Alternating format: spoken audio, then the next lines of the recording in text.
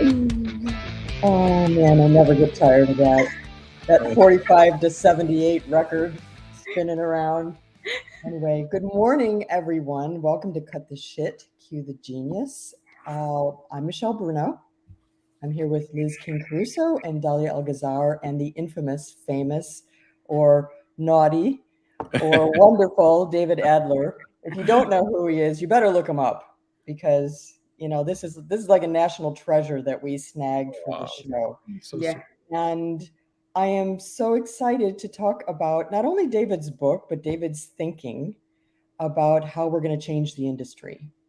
So, David, you have sort of an overall point of view, theory, concept that roils around in your head about where we're at now with our industry. So maybe let's start there. Let's start with like what needs to happen, what needs to be fixed, and then how we're going to go about fixing it based on your wonderful book. I think that our industry has an inferiority complex and that we are doing some of the most important work in the world. We're gathering people, and I called my book Harnessing Serendipity because we don't even know how successful we are, because when people get together, they're so innovative and so creative. We're setting the table for that. We're setting the table, we're like diplomats setting the table for diplomacy. And I believe that event organizers have to up their game, like what you guys are doing. Event organizers are mired in the BS and not in the things that they really need to be responsible for, which is changing the world. And I believe that if you're a great event organizer, you should be more famous than the famous chefs that are cooking great food, but back in the 70s to 80s, we didn't even know who they were. And now their food even tastes better because they are the people that know how to connect the room and connect people. We're assuming that the accoutrements of all the events are great, and everything from design and decor and everything else have more to do with connecting and collaborating and how our brain works. And so it's not just pretty, it's effectiveness that we need to go for. And so I believe that event organizers need to be collaboration artists in order to be really successful. So what would like an iron organizer competition look like instead of like Iron Chef? I believe that What would we make them do? I like that. Well, you know what you do? I believe that events are now no longer judged by how many people attend, but how many conversations you're curating. And that is the goal. Because if you get, I say that the most powerful word in the English language is let's, which I stole from Scott Heffernan from Meetup when he spoke at one of my events. And he said that everyone, when they get together, they say, let's go to lunch, let's go to dinner, let's hook up, let's start a revolution. So if you can get people to connect that way and say, let's, then the whole world can change. I mean, the fact is, when we have people in our industry that put together climate conferences that could change the face of the world literally, that is a powerful superpower.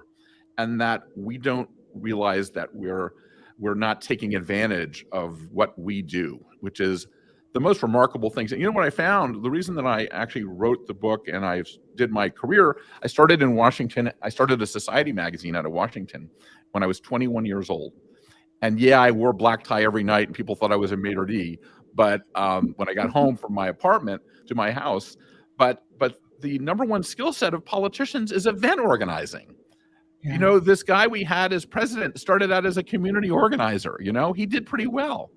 And he is the model for how we can change the world, because we're not all event organizers. We are collaboration artists. Well, I would say that then, I mean, I agree with you 100%. And I love this iron planer competition idea. So can we bank that for a second? Absolutely. A second. But it's going to occupy her brain now for like 4 days. I'm sorry we brought it up. It was a great Liz idea. is already smiling and saying, not today, Satan, not today. So, but so when you say the number one skill or that they're event organizers, I kind of think that we need to dial it back or maybe this is a question. Did event organizers get so stuck in minutia and details and in like the logistics part that they forgot, like, that the number one thing is that they are igniting conversations and igniting content between event participants, not only, buyers to attendees, like that ratio. No, thank you. There's like partnerships that need to be made. There's like ideas that need to be exchanged. So is that a forgotten talent or a forgotten like KPI, a forgotten goal? I absolutely think that it is, and that, you know, the idea of doing an event is to be an expert in the area that you're in. Yeah. And I find, you know what drives me completely nuts? No, tell us what drives you nuts. When the event organizers are never in any of the sessions. So they are so busy in the back of the room talking to each other that they're not learning what these great conferences that they're creating are talking about. And so they're not building their intellectual capital. I was at one of the things that I did, I got voluntold to work at the State Department when my friend became the chief of protocol. So Capricia Marshall. And we did this thing where we had to raise $21 million for the 8th floor of the State Department is like a museum, and it needed to be endowed. And then when I was there, Hillary did it at the White House, and then she wanted to do it at the State Department. And we had Henry Kissinger and Hillary Clinton in a conversation. And this is what made me realize how great our industry is. So Henry says to Hillary, you know, Hillary, I do a Henry Kissinger voice. When you're Secretary of State, you are every day drinking from a fire hose, and you're spending your intellectual capital. And that he says that the secret to everything is building your intellectual capital by going to school, by going to conferences, by doing things that build your intellectual capital. When you're in the mode of actually executing, you're just using the intellectual capital that you created, but you have to keep going back in the circle. And it made me realize that the event industry, we're in the intellectual and social capital building business, which is more important than anyone realizes. You know, even the connector part, the education part, the conversations that we're having right now that would be in the hallway of an event. This is the stuff that changes your life. Also, the one ROI of great events is meeting one person, one friend, to make a lifetime friend, and then continuing that conversation. We talk about event organizers who are now trying to do things 365 days a year, which is impossible. My feeling is make the 2 days, the 1 day fantastic, and make people connect so it organically is happening every day. I mean, I met Liz years ago at events, and we still talk, and all of you guys, and it is kind of keeps fueling on top of each other. I mean, when I did leadership roles for 9/11 and things like that, I'm still talking to those people. That when you have a mission and you grab and you get together, it's fantastic. There's nothing better than the first conference of anything. I mean, that is like you're going into the birthing canal to create a million different new things and new life. And that's what I love about how organic our industry is. And if you do it right, and I always say, you know what I say now, that we're not in the event business, we're in the goosebump business. Because when we meet one person, and every time I see Dahlia or Liz, I do get goosebumps because I automatically remember all the things that we went through. And Edmonton, the coldest day of the year in the world. I never expected to be in a place that cold, and to get a free trip to Edmonton in January is not really the best. That's living. I mean, that is living. My golden like goosebump was sitting with Adler for breakfast before leaving to the airport, because the flight being canceled and my luggage not showing up, and me showing up on stage with the same thing that I basically had on for 2 days is not what it's not the memory that I want to keep right now. It was having the conversation with Adler. I remember it though? We went out the night before and we ended up smoking some pot. I think I've never been so stoned in my life. All right. Okay, the cat's out of the bag now. Time out. So David, sorry, can I ask a question? Dahlia's kids are like, see, I knew it. Where I get it from, Mom. That's where I get it from. It's all free. It's all. I know Liz has a question for you, David. Sorry, I have a lot of questions for you, David. But one is, you talked about obviously harnessing serendipity. You used the word organic a few minutes ago. And I think our industry has a really hard time resonating with that because everyone talks about ROI and data and how do you prove that it's worth it, and they invest X dollars and how do you make sure that was worth it. But to your point, I mean, obviously when, for example, you make a great relationship, that carries on for years and years, and no one may know that you made that relationship, but that also helps the next time that event happens. You're like, we're meeting there, right? That was so great last time. What's your advice for people who are just like stuck on data? They got to prove that this works. Well, I think that it is, I mean, Goosebumps are hard to get data on Goosebumps, number one. But I do think that one of the biggest problems that we have, we talk about social listening on digital. We don't have effective social listening at the events. And so we need to get this qualitative and the quantitative data from people that are actually at the event. That's main job is to see what the reaction is by doing interviews and taking sort of sensitivity surveys among people when they leave. I mean, things that so that the quant stuff is not the primary data that we have, but we have this, like maybe there's a team of 4 people that do nothing but look at the future and look at what's happening and give you give you your own view of what's happening, because you as the organizer are so busy being the collaboration artist and the facilitator that you don't have time to do everything. I mean, usually the ROI is, did the boss like it? And the boss doesn't have a clue whether he liked it because everyone's sucking up to him. I'm gonna play devil's advocate again. It's not if the boss likes it. It's about your Uber partners. Did your Uber partners approve? Right. Did they get the leads? Did they get the leads? So because the direction you're going with the Goosebumps and with the whole idea of conversations and the hug factor, that's a KPI that I'm very passionate about. Like how many people you get to hug on site or even on virtual. You're going so touchy-feely, so like emotional stuff out. Some organizers and businesses and organizations, they don't like to live in that area. They don't like that. Like if it was a Venn diagram, they would put that circle way away from the whole diagram. They don't want to deal with it. Where I actually think where the serendipity comes from is you need to have emotion evoked. It needs to be part of your conversations. It needs to be part of your connections.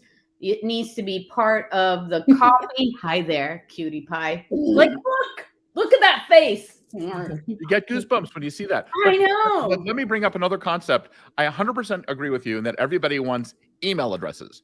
Then they get the email addresses and no one does anything with them. It's like crazy. No, they just vomit they just vomit and they put it in their automated, HubSpot thing, and they bombard you with messages that nobody looks at. The one other thing that I learned from Hillary and the State Department work is hard power plus soft power equals smart power. Wait, say that again. Hard power, that's military, like this is the get the emails, and it's all the tactical things that get people to come to your booth. It's the lasso at the trade show, or it's the way to get people to come and see what you have. Plus soft power, which is the touchy-feely stuff, equals smart power.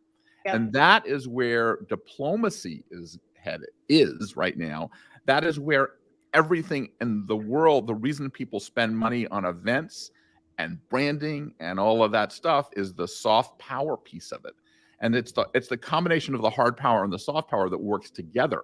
If you're just a quant person, it's like, and you go into a white ballroom and don't do anything to inspire the brain, because the brain, like one thing I've learned from some of the people that we've had in the book, like Andrea Sullivan, who we all know, I don't know if you all know her, she talks about how the centerpiece at a table balances the neurons in the brain, and that we have an emotional contagion that's a magnetic force around us that connect people, and that all the things that we thought were just niceties are unbelievably important in the way the brain and the neurophysiology, she calls it, works. and that we need all of that. And she says that the number one thing is security. When you walk into an event, you have to feel safe. And then from the safety comes the let's part. And then it becomes, I want to do business with Dahlia because I trust her. So I think that face-to-face events are a trust accelerator that work well with digital. So there's really not one or the other. It's the combination. It's the new way of thinking about it. And the trust accelerator thing, I mean, trust is the number. And in the book, almost everyone I talk to talks about how do you build trust. And so how do you make it into an ROI is really hard. Yeah. But I think that we're going to get there. I mean, for 30 years, I've been having this ROI question. We all have, right? Maybe not people that are not around more than 30. Like, I don't think Liz and Dahlia are way too young, and Michelle. But I've had the same conversation. How do you prove the ROI? And then we get into the soft stuff. Return on love, or emotion. The Harvard MBAs hate that, and I understand exactly what you're saying, Dahlia. But I think that the idea that we're now getting respect for the conversations in the hallway is that's now more important than ever. That's why judging an event by how many people connect and collaborate together is more important than ever. So, David, when I first looked at the title, Harnessing Serendipity, I thought this is going to be the biggest fluff ball, like, I don't know even what to think about that kind of topic. But as I got into the book, you're very intentional about providing tactics in some ways. And you've divided the book up into trust, awareness, belonging, creativity, curiosity, and empathy. Those are all sort of pillars, tactical pillars. Yeah. So maybe talk a little bit about those particular things, and also how you structure the book. They're individual stories of different people and their philosophies, their tactics around serendipity. So talk about that. First of all, we did not want to be prescriptive in a way that was preachy. And because I don't really know the answers to these things. And so we decided to make the book like each interview is a song in an album. And we wanted people to speak for themselves. And I took a lot of these from my podcast interviews that I've done over the years. I brought in another editor to help me write them. And then I had a development editor that helped me sort of created this whole, we were so close to it. How do you divide them up into the different aspects? And so we made it so that it's very easy to read and that you can keep going back to it. And then the audio book is even more interesting because then you can hear what is said. We have a great, my brother actually was the voice, but it was really, really good. And I learned so much just by pulling out the facts and how people do things. Like Hervé Sedki, who we know who runs Emerald, rewards people for their mistakes. And these are takeaways that you can do in 5 minutes. It's like daily meditations for organizations. And somebody I know reads it on their bike while they're riding their morning stationary bike. But the people in there, like the Francisco Nunez, who talks about how he collaborates with the New York City choir, the children's choir, and how musicians after you do a musician session, they're hugging each other as a sign of respect for each other. There's just all the things that you do. I have Jonathan Sefford, who is the cultural attaché at the New Zealand embassy, who uses soft power in ways that I've never really thought of. For example, at his embassy, before someone comes to an event, they cut the grass and they put a barbecue in the back. So you walk into the smells of what New Zealand feels like. So it's the ultimate in soft power. And he talks about how when they go to a diplomatic event, and he usually wears a pin on his thing talking about New Zealand, and someone says, "Oh, I like the pin," he takes it off his thing and brings it and puts it on someone else, and then has a pocket full of these things. And they use these one-on-one smart connections that do it. It reminds me of Flight of the Conchords. Yeah. Oh, yeah. It's the same attitude. Okay, let's take attendance. There's 4 people in the room. Yeah. Oh, yeah. The New Zealand. I just went to a party at the New Zealand Embassy yesterday for the World Cup, and it was like you kind of felt that it was really. It's an amazing. I can actually identify with that. So that means I have a couple of soft powers if you're describing it that way in your stories, because when we do on-site activations or when I go to a show and I know that I'm going to meet people that are either I'm longing to hug or have stalked on social and finally meeting them live, for example, or even those that I just have conversations with and I do feel their energy, or I know that like they're relieved that they had this conversation.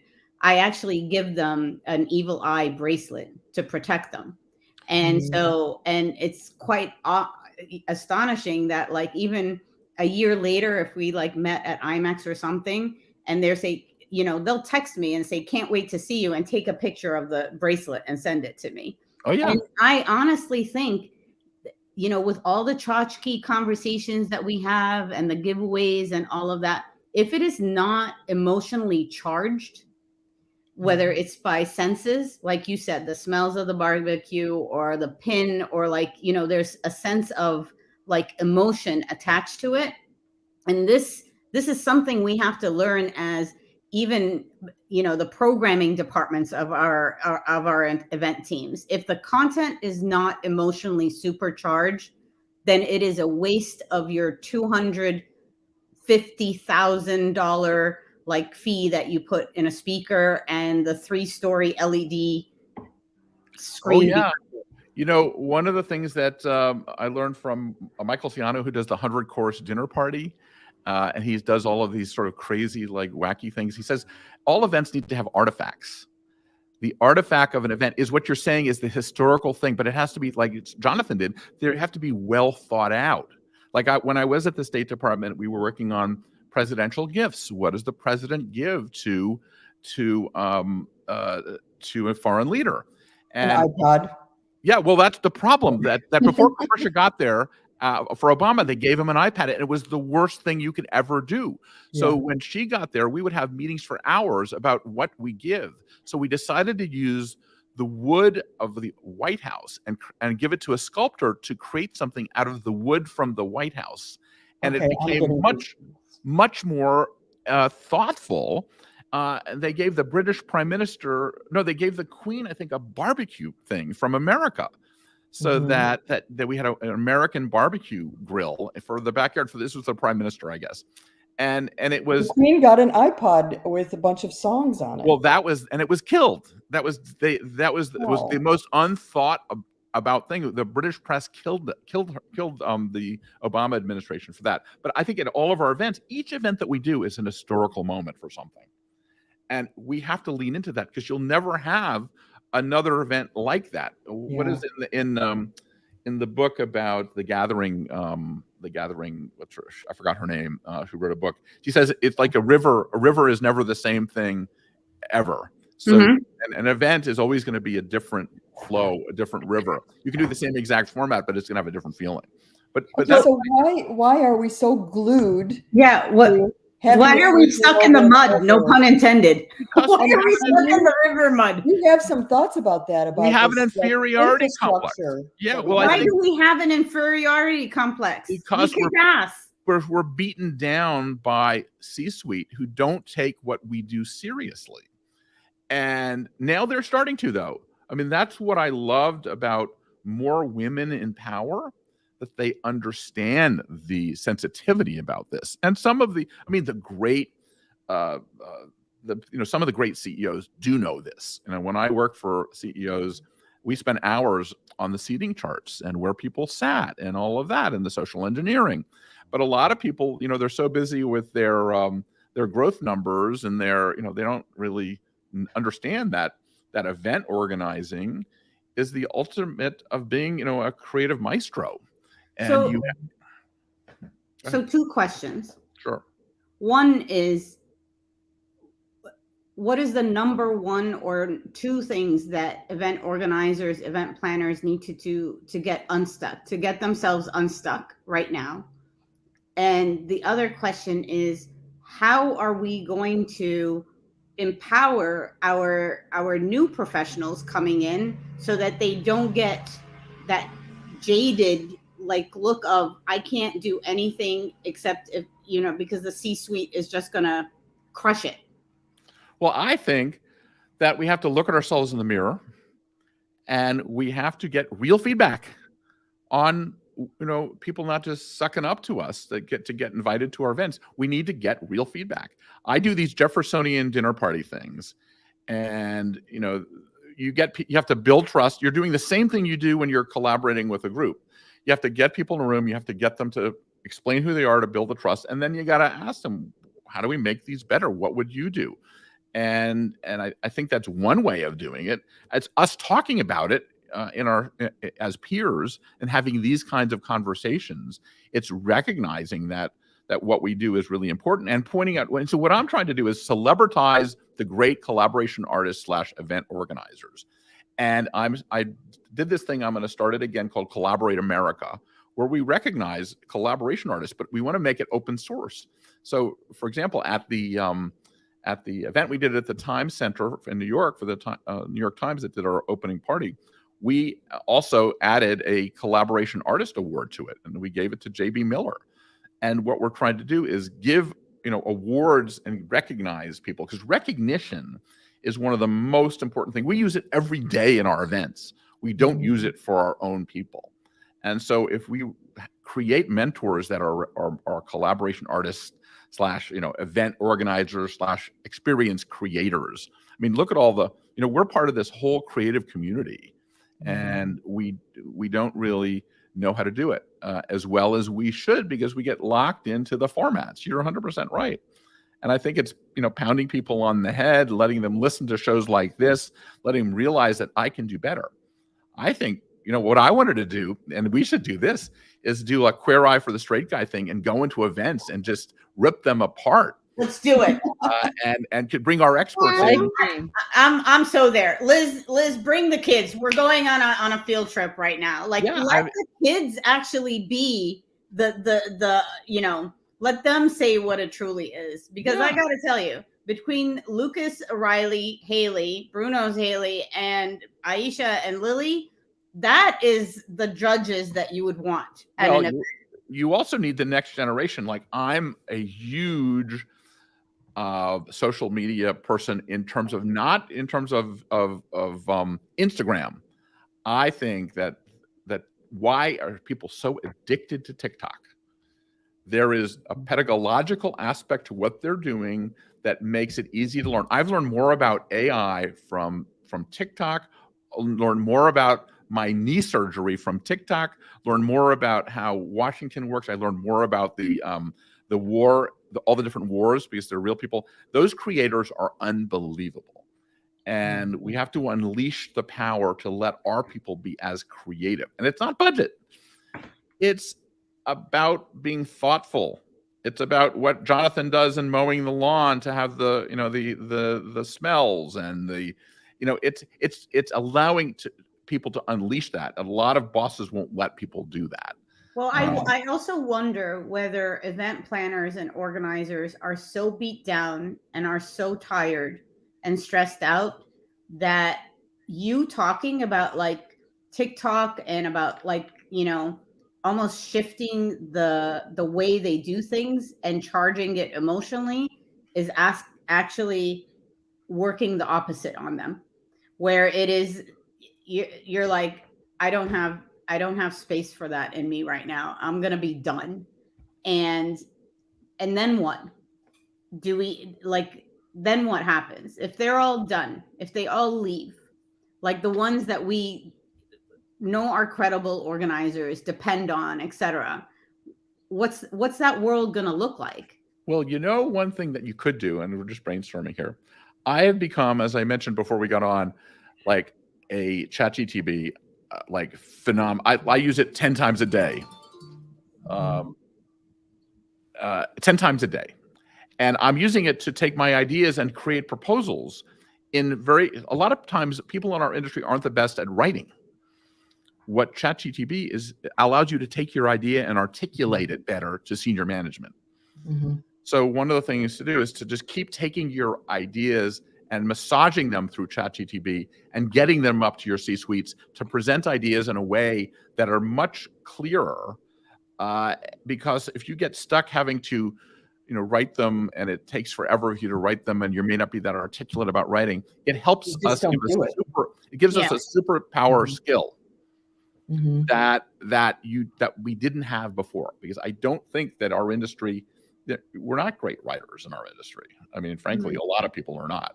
But now you can be, because you can then take this tool, and it was like how spell check changed everything in terms of writing papers in school and things like that. This is to take your ideas and to put them on supercharge. I mean, I Yeah. just did a proposal for a client, for somebody that was going to come to an event, and I said, give me 25 ideas on how to do this, and I picked one, and then I said, why don't we expand this and this and do that and that, and it came up, and I said, then write me a memo to my boss and include all of the logistical things, all the things about doing an event properly, a timeline. I said, here is the schedule of the event. So in 15 seconds, you're doing stuff that would have taken you 50 hours to do. And then you keep doing enough of those, and you're going to get through, because the key is, how do you articulate your idea to the next level up? But you know what? When you scrape away all of that drudgery, what you're left with is the idea itself. Yeah. Mhm. But not everyone is creative. Not everyone is good at that. Yep. So that's going to be a whole other conversation. But I mean, I've just met some very unimaginative, non-creative people who still need to make a living. So what are we going to do then? Well, I think they're going to have to get new jobs. Yeah. I think that there's going to be we're in the biggest revolution of our lifetimes. Yep. This is kind of like, hey, what about this fire thing? Like, what about the wheel? Oh my God, I can roll things around. What is this WWW thing? I think we're in that level of disruption, and that the people that can master it are going to be where the gravity will be. There's still a lot of mediocre things that are happening. I knew that in the education world, technology, people were using dial-up phones until 10 years ago. So there's going to be laggards, but I think that the people, when you go to events like Cannes Lion or Dreamforce, or things where they're really thinking about it and they're putting the effort into it and they're spending the money, frankly, that's a new standard. But even in schools and high schools, they're doing great events, and the kids are just doing events that matter more to them, and maybe they don't have the best carpet decor or like the flower centerpiece, but they care about the conversations. They care about It's a cause. They care about the cause, the care reason about why they're purpose. doing it. They care. They want to have purpose. And we want to have purpose? We just got purpose beaten out of us. Well, I mean, and it's kind of interesting, because if you look at like the most recent industry events, what was the purpose? Well, you're right, but you know what's happening? ChatGPT is making it so you're not going to be able to sit there and have CEOs droning on a stage that are just winging it. I think you need professional journalists that are going to have, here's the story, here's the video that will give you the background, and here's the 4 CEOs, and here's the problems that they have to engage people, as opposed to, we do that and we do that. And I think we need an era of great facilitation. I think the collaboration artist concept goes from the organizer down to the stage person, and so that everything has to be more thoughtful. Because if you can write a proposal in 3 seconds, what do you need to sit there and listen? You can get all the information, like, tell me everything about blah blah, in 3 seconds it comes out. I agree in that, like the level of the content and the level of the storytelling and the relevancy has to be more exact, that it's not about the business, it's what's important for the audience, basically. I also think that, we are in a revolution, or evolution. I don't like revolution, because it makes me think of Terminator and Arnold Schwarzenegger, which is not a good thing. But like, what I think is an evolution of what AI is doing, or Chat GPT, But I also think that we are going to get into an era of agility, in the sense of when we walk in the doors of an event, and if Liz, David, Bruno, Rachel, and Dahlia want to discuss a topic on the fly, using AI, using Chat GPT, using whatever you need to get those collaborators together very quickly. That means your mobile app has to work, hint, hint. And you need to give them a corner and set up an area for them to have that conversation, or else you will lose them forever. Or you will have them take on that, like, that part of the serendipity somewhere else. Yeah. Yeah. And so, like, the program, with all due respect for those that develop programs from 8 to 5 back to back and all that stuff, but what I'm saying is you're going to have to leave breathing room where it's co-created by those that want to collaborate. Have them use whatever tools, put a session description together as quick as possible, have it emotionally charged, bring in the mimosas if you need to, but give them a spot. Well, you're 100% right, and a million things come up. The number one thing is I use the line that contact is now king, and as opposed to content. That contact is the most important thing. The other thing is one of our collaboration artists that we all know is Adrian Seeger. Mm-hmm. And I think that we did an unconference a few weeks ago that was unbelievable. That, I thought everybody was going to have to write all this incredibly, we write these incredibly thoughtful sessions, and it turns out that people don't necessarily want any of that. And with an unconference, you're able to sort of create it on your own. And it turned out that the main session that they wanted was, I want to hear everybody's cool ideas, as opposed to, what's the blah blah of the blah blah of the blah blah. And we were able to, hone it down so quickly and do this unconference idea, which was, another collaboration artist skill. And then the speakers are the people in the room. The best people that talk about it are the people that are there. But I agree wholeheartedly that we've got to rethink. And the whole book idea is to say, what BizBash was originally about is allowing people to peek over the fence to see what other people are doing so they can improve upon it. That is the entire thing. So people because you don't get to go to other people's events or other people, or get into the brains of other people. So it's really not about how much alcohol you need to get like 50 people drunk. It's more about how do you inspire, engage, and create an artifact that makes people remember what you did.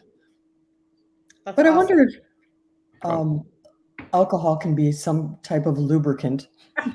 Alcohol to kind of come out of their shells a little bit. Well, and if not alcohol, then cannabis. It's poison. Have a gummy.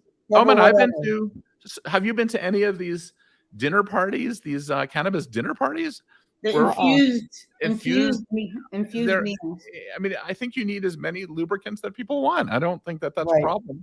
I think that builds, that makes people, sometimes it works, sometimes it doesn't. Depends on the group. Are you still doing your podcasts? I'm doing my podcast. I do every week. I just did Michael Ciana last week. Gather Geeks, it's called. I love doing podcasts, and I'm editing them on Descript, and I'm a big fan. Dahlia, are you using Descript? And we're using it internally. It's unbelievable how it has enabled me to be more productive. Like, it's an AI product, basically. Yeah, you should take a look at Opus Pro. Opus Pro, okay. Mm-hmm. I will. What is that? Another? It creates mini videos for you. Okay. So the only thing you have to do is upload a YouTube video link. Oh, I've seen that. It will create all these little videos for you. But the most important thing is it actually gives you a sentiment analysis score of how it will resonate with your audience and why. That's great. There's another one called Gamma that takes your you can put a chat GPT, I keep getting that screwed up, and makes it into a presentation. Yeah. Which is unbelievable right before your eyes. It's crazy how mean, we are in the most exciting time. Yeah, I see all of these tools as muses, as like launch pads, not necessarily as replacements, or as co-pilots. And like you said, you know, we have event planners that have amazing superpowers. Maybe writing is not one of them. Maybe, you know, they need help with creativity or ideas from, you know, competitors or other shows, et cetera, that they can present to their C-suite or to their team, because we do not like change. Well, I like change, but like event organizers don't like change, and it's hard for them. So I see like all of these tools that are coming up, you know, as just tools, and we have to continue to figure out what is the juggle in regards to, you know, and ultimately, what is the goal? If you want to keep continuing doing your events, same old, okay, that means maybe your audience will get smaller or will get to be a certain like niche, and that's fine. But then don't ask your event planners to do more, get more people, get more content. For less money. Huh? For less money. For less money. Do you know what I suggest everyone do? I suggest everyone go on chat on the AI products, and plan their event and plan every aspect. Say, give me 50 ideas for a title for my event. Give me 25 conference sessions. Rethink how I do it, and you will be amazed in 20 minutes how your brain will be fried with all the ideas and stimulation that you can then use to refresh. Because I think we get stuck. And what this has done is unleashed a superpower in creativity that will at least get, I mean, even if it sucks, it's better than 90% of what other people come up with, frankly. Right. So Liz, we'll give you the last question for David. Well, sorry, it's very loud here, which is why I haven't talked very much. But I guess my last question for you, David, is where do you, I know you said you're hoping to write a second book at some point and continue this. Where do you see, it's early peak, but where you think this is going? What's your next? Well, my next thing is I want to figure out how to spread the word. And that's what I think an open source Collaborate America program that we want to do, so that every organization can give an award out to be a collaboration artist, whether you're the person at the whiteboard or you're the person in the company. And I'm going to have a website for this open source where you'll put your name on granite and look like it's a wall, because I think recognition is important. I am one of the things that I was really proud of when I worked at the State Department was they put my name outside underneath Hillary's in a granite wall. And so like, that's the coolest thing you can ever get. But I think that people want to see, like, I think that it's good to have digital, but it's also good to feel permanence. And so that if someone gets a recognition of being a collaboration artist in their organization, people should know about that. And we should have that listed. And so it's something that people can be proud of, that being a collaboration artist, whether it's doing even the great logistics plan or you know, working with your partners, or doing a whiteboard session, or, you know, coming up with a great thing for your holiday party, because you're having, you know, office holiday parties are the best collaboration tool you can ever get, because it brings everyone into the tent. I mean, the whole idea of doing an event is to create deadlines and structure for the complete organization. And so it's a collaboration tool. The reason that these cities wanted the Olympics for years is it was an organizing thing for rebuilding the city. New York didn't care about getting the Olympics. They cared about building a whole new infrastructure using the event as a deadline. And it mobilizes complete organizations, which is what I love about what we do, is that we are not just that, you know, little holiday party. We're energizing an entire organization. When I was at Prime Media, we'd have, you know, 10,000 people at one of our parties. You had to talk to every single division. So that's what I believe. That also, the other tip I have is you, as the event organizer in a company, run the Underground Railroad. You know more about what's going on in that world than anyone else in that company. And I say, use that superpower. Can you start a book club based on your book? I would love to do that. I'd love. You should. This is, I mean, I'm not doing any of this for revenue. I'm doing this totally because I think after 25 years of seeing what's going on, that we need to up the game, and we need to do what the food industry did with the way superstars, chefs are superstars. Now they're also collaboration artists, but event organizers, what you guys do, you catalyze communities. And if without you, it doesn't happen. You're the mayor. I always say, my whole thing with BizBash was, I want to be the mayor of this niche. And at every event, you're the mayor of that event. You're in charge of everything from the fun stuff to picking up the trash, literally. And so I think that we got to take the responsibility of all the constituents and the sustainability and making sure we get what people want. And to me, that's what we're doing all the time. We're basically what is Adrian calls us servant leaders. That an event organizer is the ultimate servant leader, and that's what makes it goosebumpy for me, because I think that's a great calling. I'm thinking, instead of like party with a purpose, where you stay up till 2 a.m. and do whatever. I don't know. I'm not there. We should have David Adler's book club. We get together, we have really good food and really good wine, and we talk about ideas. That would be like the ultimate experience. I am game for that. And, I am game for that. Anytime you want to do that, and I don't want to be we want to mobilize people.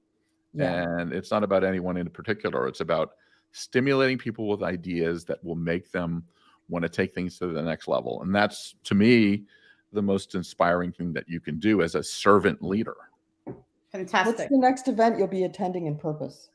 Well, actually, I'm speaking at an MPI event on August 9th, I think, in San Antonio. I get to go to San Antonio in August. I'm excited.